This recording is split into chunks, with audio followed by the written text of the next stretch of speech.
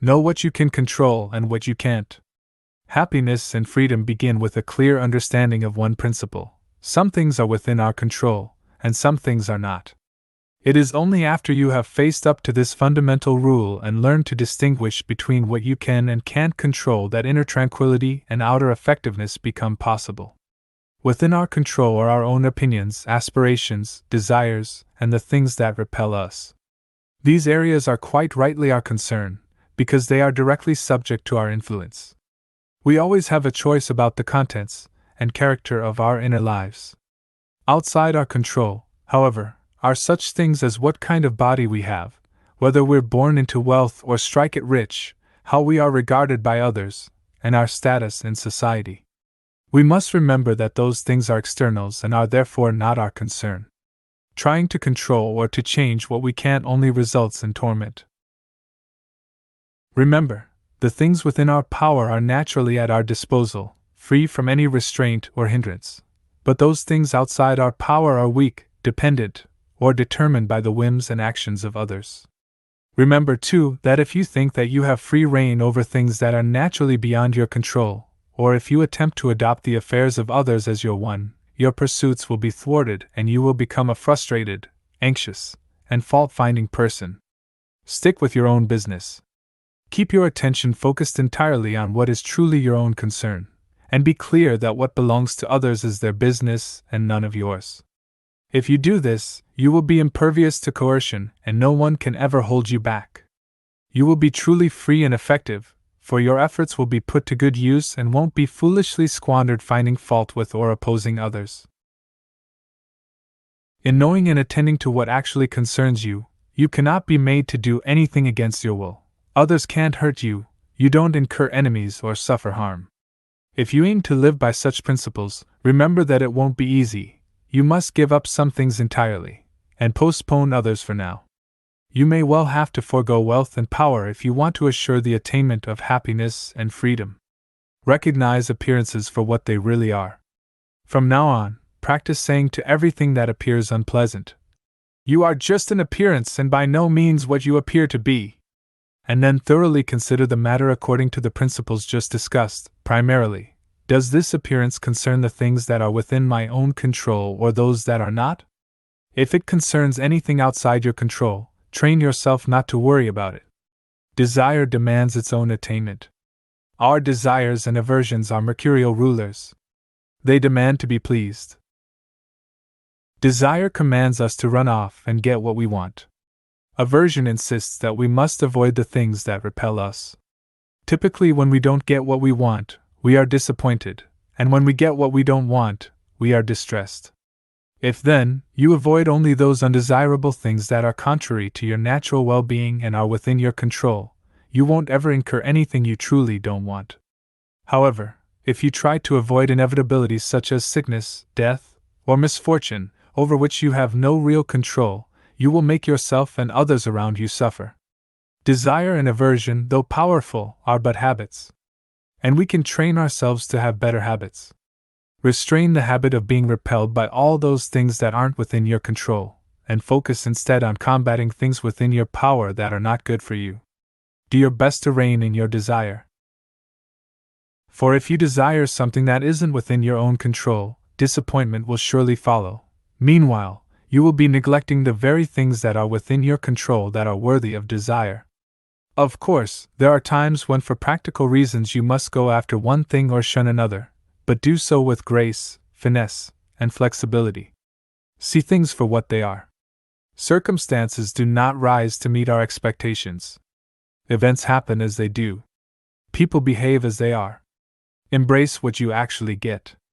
Open your eyes. See things for what they really are, thereby sparing yourself the pain of false attachments and avoidable devastation. Think about what delights you, the tools on which you depend, the people whom you cherish. But remember that they have their own distinct character, which is quite a separate matter from how we happen to regard them. As an exercise, consider the smallest things to which you are attached. For instance, suppose you have a favorite cup. It is, after all, merely a cup, so if it should break, you could cope. Next, build up to things, or people, toward which your clinging feelings and thoughts intensify. Remember, for example, when you embrace your child, your husband, your wife, you are embracing a mortal. Thus, if one of them should die, you could bear it with tranquility. When something happens, the only thing in your power is your attitude toward it. You can either accept it or resent it.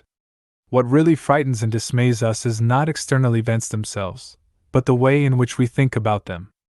It is not things that disturb us, but our interpretation of their significance.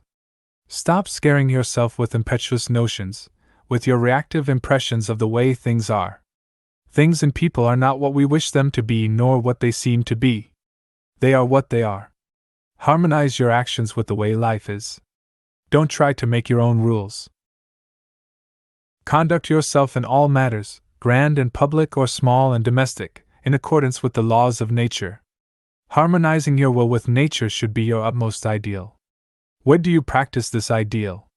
In the particulars of your own daily life with its uniquely personal tasks and duties. When you carry out your tasks, such as taking a bath, do so, to the best of your ability, in harmony with nature. When you eat, do so, to the best of your ability, in harmony with nature, and so on. It is not so much what you are doing as how you are doing it.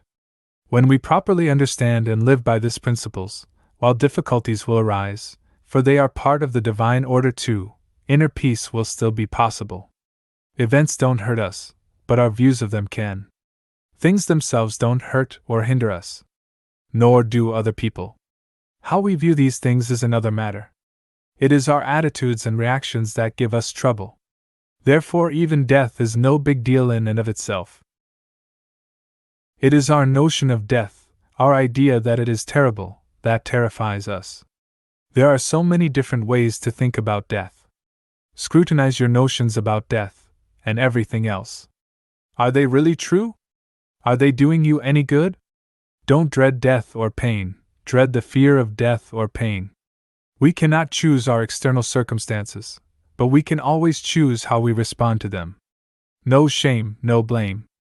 If it is our feelings about things that torment us rather than the things themselves, it follows that blaming others is silly. Therefore, when we suffer setbacks, disturbances, or grief, let us never place the blame on others, but on our own attitudes. Small-minded people habitually reproach others for their own misfortunes. Average people reproach themselves. Those who are dedicated to a life of wisdom understand that the impulse to blame something or someone is foolishness, that there is nothing to be gained in blaming, whether it be others or oneself. One of the signs of the dawning of moral progress is the gradual extinguishing of blame. We see the futility of finger-pointing. The more we examine our attitudes and work on ourselves, the less we are apt to be swept away by stormy emotion reactions in which we seek easy explanations for unbidden events. Things simply are what they are. Other people think what they will think. It is of no concern to us. No shame. No blame. Create your own merit. Never depend on the admiration of others. There is no strength in it. Personal merit cannot be derived from an external source. It is not to be found in your personal associations, not can it be found in the regard of other people. It is a fact of life that other people, even people who love you, will not necessarily agree with your ideas, understand you, or share your enthusiasms. Grow up. Who cares what other people think about you? Create your own merit. Personal merit cannot be achieved through our associations with people of excellence. You have been given your own work to do. Get to it right now, do your best at it, and don't be concerned with who is watching you. Do your own useful work without regard to the honor or admiration your efforts might win from others. There is no such thing as vicarious merit. Other people's triumphs and excellences belong to them. Likewise, your possessions may have excellence, but you yourself don't derive excellence from them. Think about it: what is really your own? The use you make of the ideas, resources, and opportunities that come your way. Do you have books? Read them. Learn from them. Apply their wisdom. Do you have specialized knowledge? Put it to its full and good use. Do you have tools? Get thee out and build or repair things with them. Do you have a good idea? Follow up and follow through on it. Make the most of what you've got, what is actually yours. You can be justifiably happy with yourself and at ease when you've harmonized your actions with nature by recognizing what truly is your own. Focus on your main duty. There is a time and place for diversion and amusements, but you should never allow them to override your true purposes. If you were on a voyage and the ship anchored in a harbor, you might go ashore for water and happen to pick up a shellfish or a plant. But be careful. Listen for the call of the captain.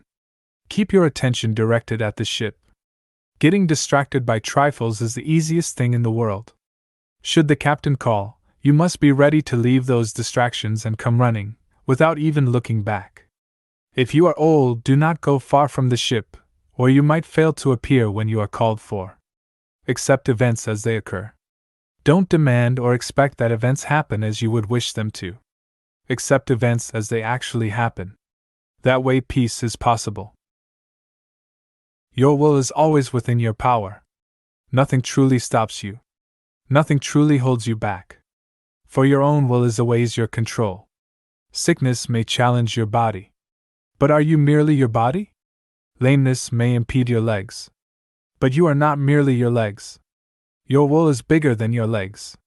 Your will needn't be affected by an incident unless you let it. Remember this with everything that happens to you. Make full use of what happens to you. Every difficulty in life presents us with an opportunity to turn inward and to invoke our own submerged inner resources. The trials we endure can and should introduce us to our strengths.